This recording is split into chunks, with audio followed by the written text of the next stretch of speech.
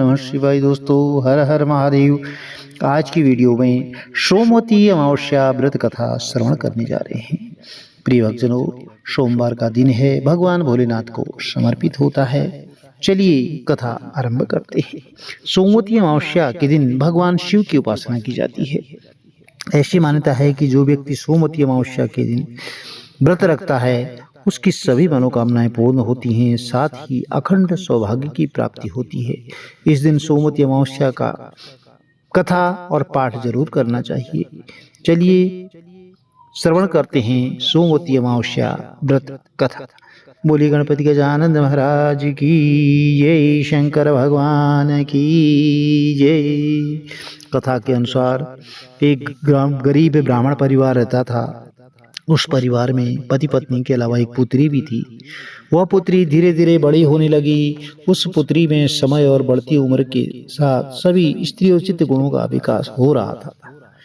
वह लड़की सुंदर, संस्कारवान और बहुत ही गुणवान थी, किंतु गरीब होने के कारण उसका विवाह नहीं हो पा रहा था।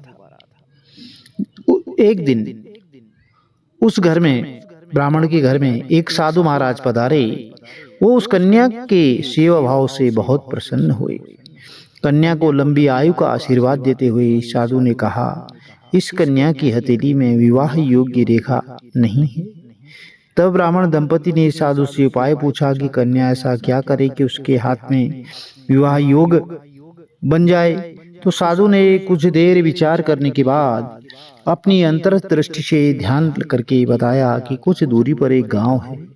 वहां पर सोना नाम की धोबिन की जाति की एक महिला ने अपने बेटे और बहू के साथ रहती है, और जो बहुत ही आचार विचार और संस्कार संपन्न पति परायणा है। तो यह कन्या उसकी सेवा करे और वह महिला इसकी शादी में अपनी मांग का सिंदूर लगा दे। उसके बाद इस कन्या का विवाह हो सकता है और इसका वैधव्य योग मिट सकता है। तो साधु ने यह भी बताया कि वह महिला कहीं आती जाती नहीं है। और यह बात सुनकर ब्राह्मण ने अपनी बेटी से धोबिन की सेवा करने की बात कही। तो अगले दिन जो है कन्या प्रातः काल उठ करके सोना धोबिन के घर जाकर साफ सफाई और अन्य सारे कार्य करके वापस आ जाती है। अब एक दिन सोना धोबिन अपनी बहू से पूछती है कि तुम तो बहुत जल्दी सुबह उठ करके घर के सारे काम कर लेते हो और पता तक नहीं चलता। तो बहू ने कहा, माँ जी, मैंने तो सोचा कि आप ही सुबह उठकर सारे काम खुद ही कर लेते हो, मैं तो बहुत देर से उठती हूँ। तो इस पर दोनों सास बहू निगरानी करने लगी कि कौन है जो हमारे घर की सुबह ही चाकरी करके सारा काम करके चला जाता है। तो कई दिनों बाद धोबिन ने देखा कि ये कन्या अंधेरे में घर आती है और सारे काम करने के बाद चली जाती है। जब वो जाने लगी तो सोना धोबिन उसके पैरों पर गिर पड़ी, पूछने लगी कि आप कौन हैं और इस तरह छुपकर हमारे घर की चाकरी क्यों करती हैं। तो तब कन्या ने साधु द्वारा कही बात बताई। तो सोना धोबिन पति परायण थी, उसमें तेज था, वह तैयार होगी। सोना धोबिन के पति थोड़ा स्वस्थ थे, तो उसने अपनी बहू से अपने लौट आने तक घर पर ही रहने को कहा। सोना धोबिन ने जैसे ही अपने मांग का सिंदूर उस कन्या की मांग में लगाया तो उसका पति मर गया और उसे इस बात का पता चल गया। वह घर से निराजल ही चली थी और यह सोचकर के रास्ते में कहीं भी पीपल का पेड़ मिलेगा तो उसे भंवरी देकर उसकी परिक्रमा करके ही जल ग्रहण करेगी। तो उस दिन सोमवती अमावस्या थी। ब्राह्मण के घर मिले हुए पकवान की जगह उसने ईंट के टुकड़ों से 108 बार भंवरी देकर 108 बार पीपल के पेड़ की परिक्रमा कर ली। उसके बाद जल ग्रहण किया। ऐसा करते ही उसके पति के मुर्दा शरीर में वापस जान आ गई और धोबिन का पति वापस जीवित हो उठा। तो प्रिय भक्तजनों, यह छोटी सी कथा थी। आज सोमवार के दिन सोमवती अमावस्या भी है और सोमवार का दिन पितरों के निमित्त भी होता है।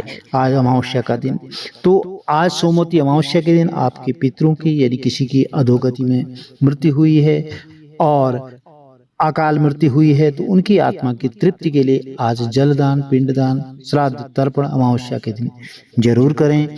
उनके निमित्त दान पुण्य भी आप कर सकते हैं। चलिए पितरों की कहानी भी श्रवण कर लेते हैं।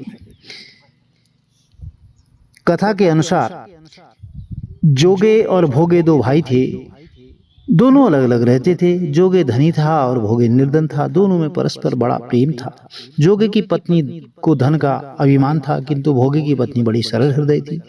पितृपक्ष आने पर जोगे की पत्नी ने उससे पितरों का श्राद्ध करने के लिए कहा, तो जोगे इसे व्यर्थ का कार्य समझकर टालने की चेष्टा करने लगा, किंतु उसकी पत्नी समझती थी कि यदि ऐसा नहीं करेंगे तो लोग बातें बनाएंगे। फिर उसे अपने मायके वालों को दावत पर बुलाने और अपनी शान दिखाने का यह उचित अवसर लगा।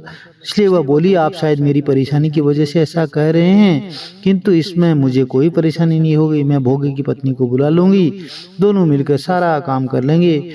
फिर उसने जोगे को अपने पीहर न्योता देने के लिए भेज दिया। दूसरे दिन उसके बुलाने पर भोगे की पत्नी सुबह सवेरे आकर काम में जुड़ गई। उसने रसोई तैयार की, अनेक पकवान बनाए, फिर सभी काम निपटा कर अपने घर आ गई। आखिर उसे भी तो पितरों का श्राद्ध तर्पण करना था। तो इस अवसर पर जोगे की पत्नी ने उसे रोका, न वह रुकी। शीघ्र ही दोपहर हो गई।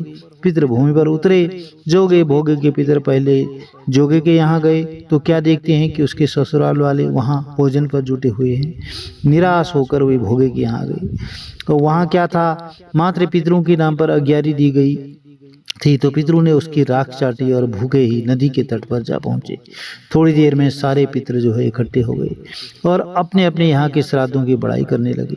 तो जोगे भोगे के पितरों ने भी अपनी आप बीती सुनाई। फिर वे सोचने लगे, अगर भोगे समर्थ होता तो शायद उन्हें भूखा न रहना पड़ता, मगर भोगे के घर में तो 2 जून की रोटी भी खाने को नहीं थी। यही सब सोचकर उन्हें भोगे पर दया आ गई। अचानक वे नाच नाच कर गाने लगे, भोगे के घर धन हो जाए, भोगे के घर धन हो जाए। सांझ होने को हुई। भोगे के बच्चों को कुछ भी खाने को नहीं मिला था। उन्होंने माँ से कहा, माँ भूख लगी है। तब उन्हें टालने की गरज से भोगे की पत्नी ने कहा, जाओ आंगन में हौदी औंधी रखी है, उसे जाकर खोल लो और जो कुछ मिले बांट कर खा लेना। बच्चे वहां पहुंचे तो क्या देखते हैं, हौदी मोहरों से भरी पड़ी है। वे दौड़े दौड़े माँ के पास पहुंचे और उसे सारी बातें बताई।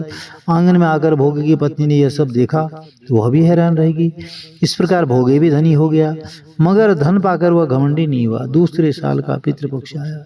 श्राद्ध के दिन भोगे की स्त्री ने 56 प्रकार के व्यंजन बनाए, ब्राह्मणों को बुलाकर श्राद्ध किया, भोजन कराया, दक्षिणा दी। जेठ जेठानी को सोने चांदी के बर्तन में भोजन कराया।